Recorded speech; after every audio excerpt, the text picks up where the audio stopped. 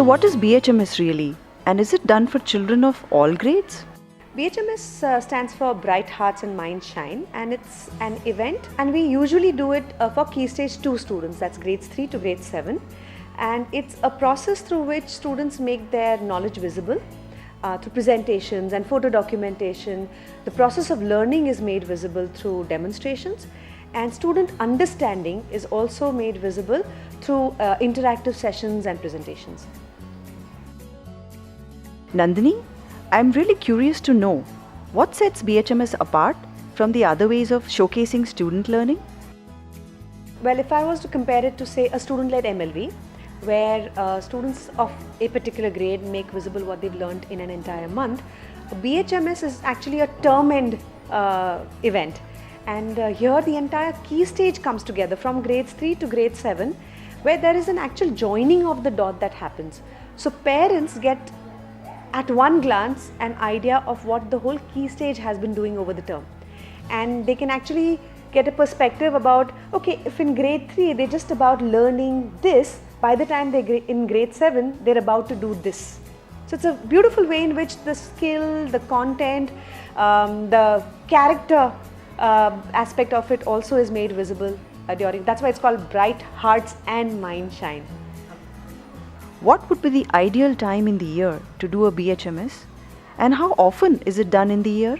Ideally, a BHMS should be done at the end of an academic term, which could be one term or an entire academic year, and you can have it happening every term, so maybe twice a year, but even once a year is good enough.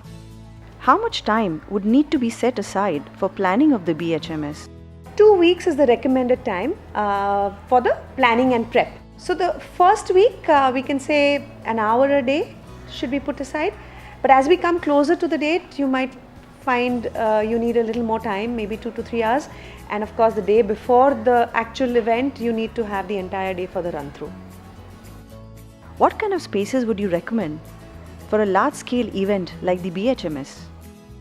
That's a good question, because because the format is very interactive and it's on a large scale, ideally as much space that is available should be taken up. So the reason being, the presentations are spread out and there is less chaos and commotion. But having said that, you can take all the classrooms into play, and if any other common spaces are available, you can use that also. Do all children participate in this event? And do the children actually decide for themselves what they would like to showcase? Yes and yes. Every child participates in the Bright Hearts and Mind Shine time, and the children do decide what and how they want to showcase it.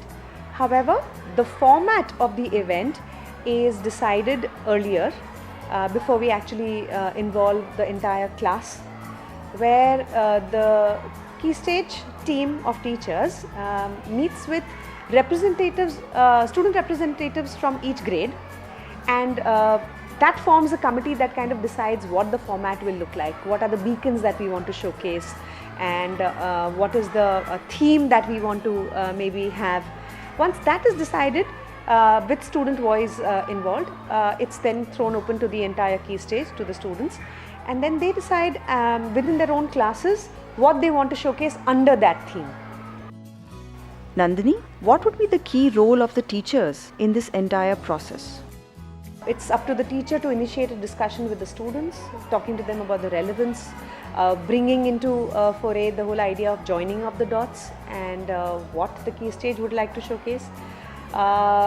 Then once the students have decided what they want to showcase and in which manner, the teacher has to ensure that there is clarity and quality, because if the final event has to be like really amazing, she has to give the right kind of feedback to help the children, push the bar higher and make sure that the final day is not just something which is like, we did it, but every student stands tall and every parent goes back feeling like, wow. Nandini, what are the 3 mantras for a successful BHMS? Planning, preparation and practice. So planning as to when and how, preparation for the how, and practice and practice and practice.